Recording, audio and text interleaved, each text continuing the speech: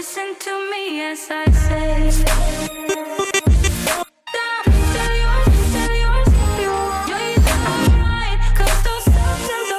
In this video, I will share with you how I color grade in Final Cut Pro. It's been highly requested.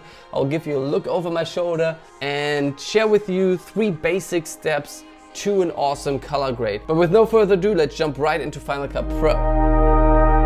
Now, as a first step, you want to have finished your edit. It's a waste of time to go into grading before you edit because a bunch of clips you definitely want to use. Now, in this case, it's not really fancy edit. I've just selected 3 clips from 3 different cameras that most of you are shooting on. On one side, it's a mirrorless camera, the A7S III in this case, a drone, the DJI Mavic 3, and a Redcode RAW clip from the Red Komodo. Now, next we want to set up our workspace, and by default, it's always the browser, the viewer, and the timeline. We don't need the browser, but we need the inspector because there you see already the color grading tools. By default, it is actually using the color board, which is this thing. I'm not a big fan of it, and you can change the default in the settings up here under the preferences to color wheels. That's what we want to work with today. And then you want to add the video scopes. This is very important for this color grading process. You can do this under view or, and this is the most important shortcut you will learn today, Command 7. It just opens up here the video scopes. By default, I have selected a 2 window here with the vector scope. That's what you want to do. And then we change this one here to a RGB overlay. And this will be our starting point for our grading process. So open up the inspector, open up the scopes, and then you basically should be set for your color grading process. All these tools and also the basic steps that we are following today are applicable also to other NLEs like Premiere Pro or Resolve. In fact, Resolve arguably is way better for color grading than any other program, and heck, it's free, but it's more cumbersome to shift footage around, and I feel like Final Cut Pro definitely stepped up their game over the last few years in the realm of color grading tools. So for most of my work, I can actually do it all in here. In order to get the most out of your footage that your camera captures, you want to shoot in a log profile. That's a flat color profile that most cameras allow you to shoot in. It just allows you to be more flexible in post in the color grading process, and also provides the image with a wider dynamic range to play with. In this case, we're having clips in Sony's S-Log 3, in DJI's D-Log, as well as in Red's Log 3G10. Now, as we're jumping into it, I just want to note that this is just the way I grade. There are many different ways and approaches on how you can tackle your grade, but this is a very common one. It worked best for me, and hopefully it works for you too. Now, step number 1 is applying a conversion LUT. That is basically taking this log footage that you shot and transforms it into a Rec 709 color space. So to do this conversion, we first want to add a LUT layer, the custom LUT effect, to our clip and just drop it in here. You see it up here in the inspector. I'm just gonna do copy paste, and also, again, this is the other important shortcut. It's Command C for copying the effects that you have on one clip, and then Command Shift and V to apply all these attributes to other clips, and then you can select which ones you want to apply. In this case, I just want to apply the custom LUT. It's empty right now. We haven't selected one, but we use this on all our clips. All the manufacturers generally have a conversion LUT offered on their website for their individual log profiles. So we're just gonna apply those here, in this case, to each of these clips. So in case of Red, I know they are like, I have a lot of LUTs loaded in here, but I find them here under the Red LUTs, and then the IPP2 image pipeline that I'm using here. And in this case, I'm just gonna go with a very soft roll off and the high contrast. And then here's the Sony one, S-Log 3, boom, boom, boom. It gives you a basic grade here, and then we do the same for the D-Log. Now, there's another way to apply a conversion LUT, not only within your project and timeline to a specific clip, but to that clip overall. You can do this here under the I button in your inspector, and you go into settings, and then you can see here the camera LUT that you could select that are built in by Final Cut Pro. but you can also select and add other custom LUTs. The reason why I'm not doing this is because it would always be applied as the first step in the grade, and we don't want to do this. You will see in a second why. But if we apply this custom LUT separately as an effect, we have the ability to move around the hierarchy of this conversion. Now the second step is to jump into the base correction.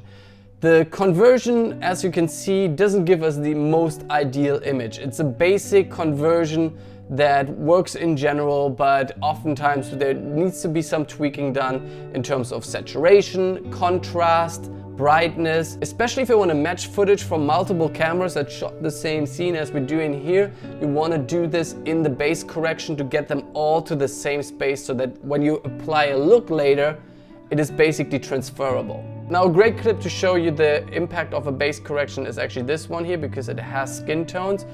And for that we're going to use both the RGB overlay as well as the vector scope. The RGB overlay, which you see here, is basically showing you where in your image on a horizontal basis you have your highlights and your dark tones. What you basically want to get to is that your dark tones hit the 0 bar here and that the highlights go almost up to 100. You don't want to blow it out unless you have parts of your image that were blown out, shot overexposed, but in general you want to go to the 100. So for that, in order to tackle that, we go into our inspector here and use the color wheels, which is already automatically selected here as our primary color correction tool.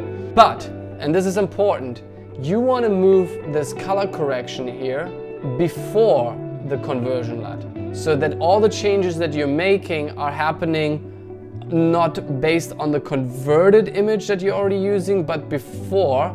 Now, as a first step in this subsection, we want to adjust the brightness, the exposure, and the contrast to this image. And by that, we look at the RGB overlay here, and we want to just move the highlights up closer to the 100. And now this is snow, right? So it never really, it should not blow out. We don't want to blow out our image. And then on the shadows, we just push them down so that we hit the 0 here on the RGB overlay. And this is looking decent. If we adjust the midtone brightness, we can adjust the contrast a little bit more. And you can just play around with it until you feel like it's a good adjusted look here. And that looks good to me. Now, as a next step, we want to do a basic correction of the white balance, and by that we use not the temperature slider, because this applies these changes globally and can introduce a weird tint. I just generally don't like what it does to the image. So we're using the color wheels and adjust the color value in the highlights and the shadows and in the midtones as well. For that, we again look at the RGB overlay here, and you want to ensure that you don't have any colors spiking out at any of these areas here. You see it's very blue here with the snow. It's very, I mentioned, it's a very tricky thing to do. And you see here, which is sort of in the skin tone area of my hand, that the colors fall apart here. So we want to adjust that so that it's all looking basically white here. So as a first step, we're going to jump into the highlights, and you see here, if I move the sliders around, it adjusts the color. Now I'm basically looking right now at the highlights at the top here. It sort of looks okay. So we give it a little bit more warmth and move it away from the greens, because that's what stood out to me in this image, that it was a little too green. Okay, so then we go up into the next section here into the shadows. You see down here, we're specifically looking down here and try to align those. Again, giving it a little bit more warmth, a little bit more yellow. And that looks good to me.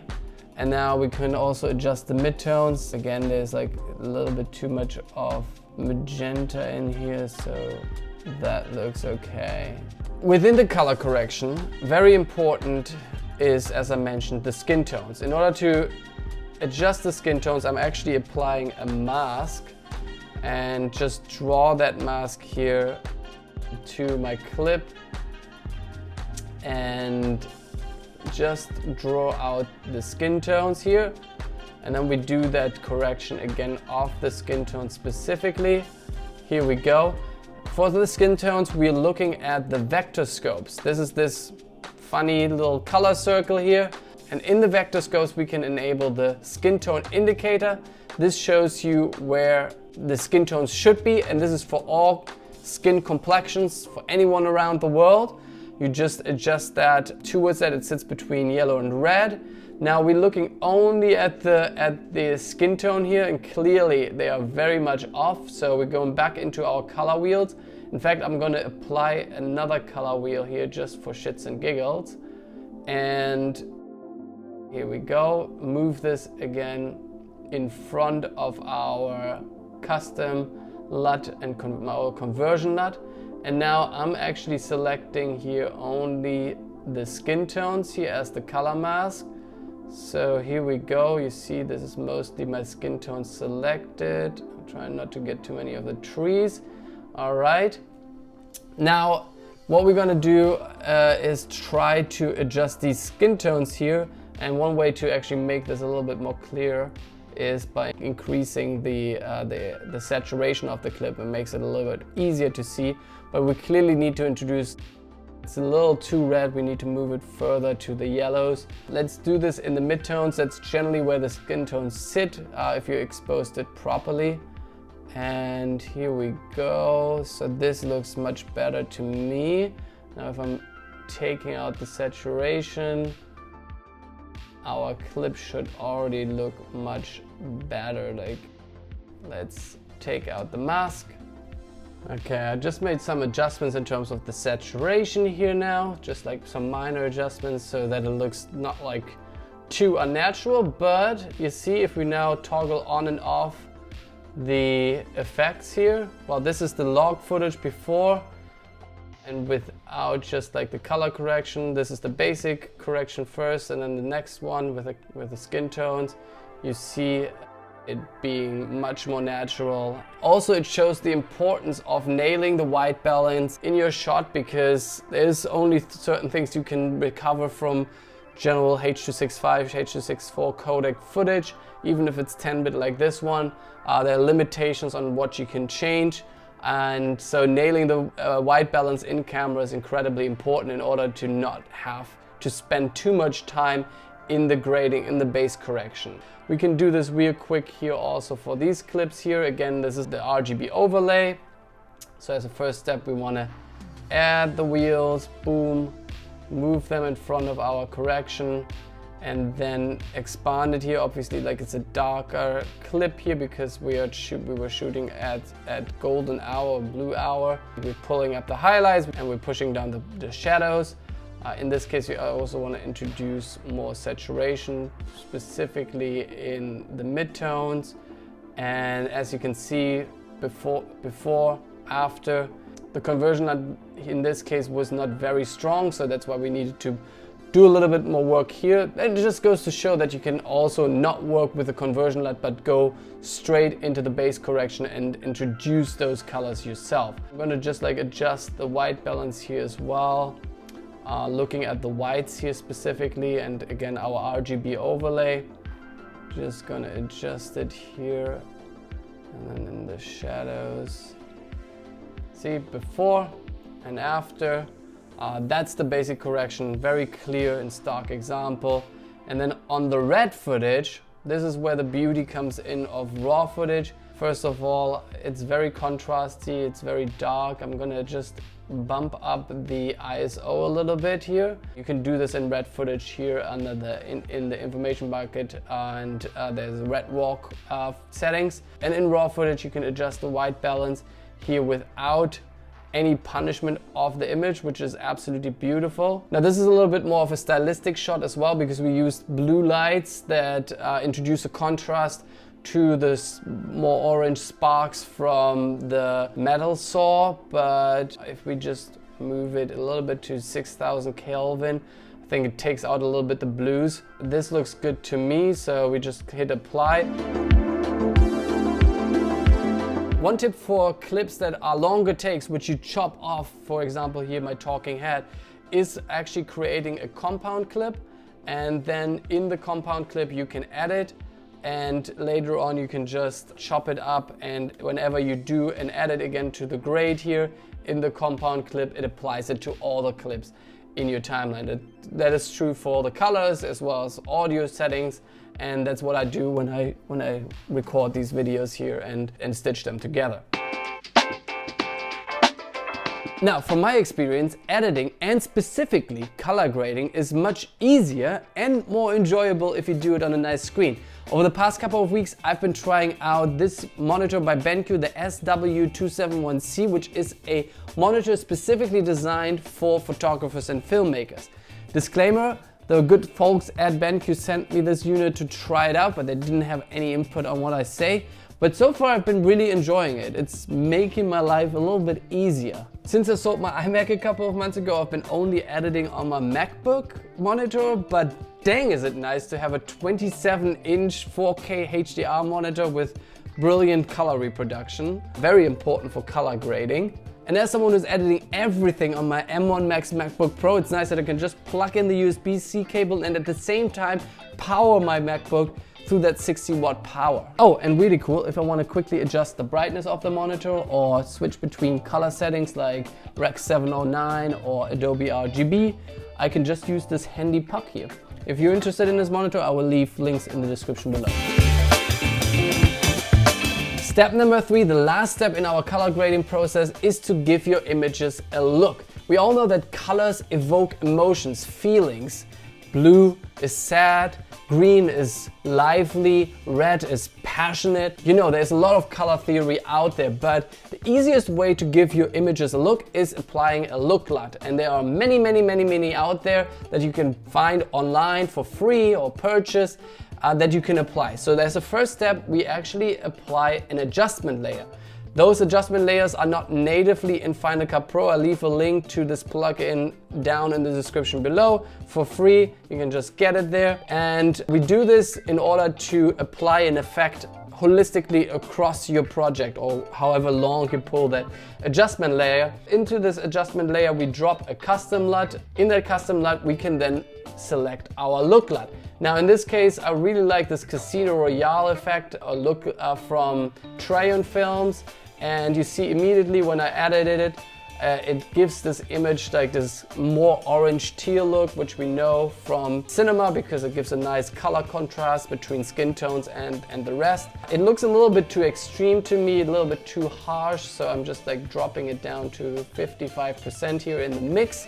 If you apply a look LUT, it can oftentimes tweak your image in an odd way, so you can always go back and adjust your primary settings that you've done, because the adjustment layer at the end of the day is a layer at the very end on top, so you can always go back non-constructively into your other adjustments that you've made in the steps before to adjust it and make it look better. Now there's two tips that I want to share with you that you can apply to that adjustment layer as well, and one is basically, we all know that there's no color in black, there's no color in white, so you want to reduce this so that we have deep blacks and deep whites. And we go here into the luma versus saturation curve and just hit a point here and a point there, and then we drag down everything that is basically white and drag down everything that is black.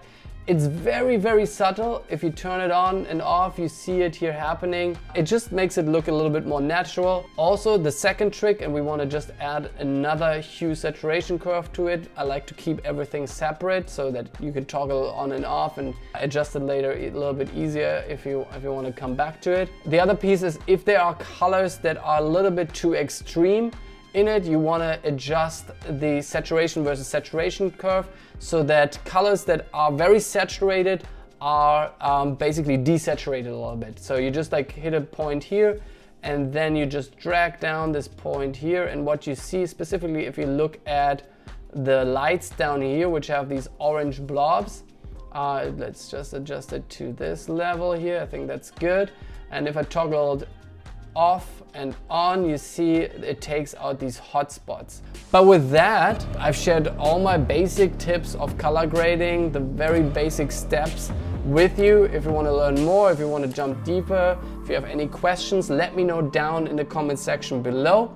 And as always, thanks so much for watching. Have a good morning, have a good night, whenever and wherever you are around this beautiful planet.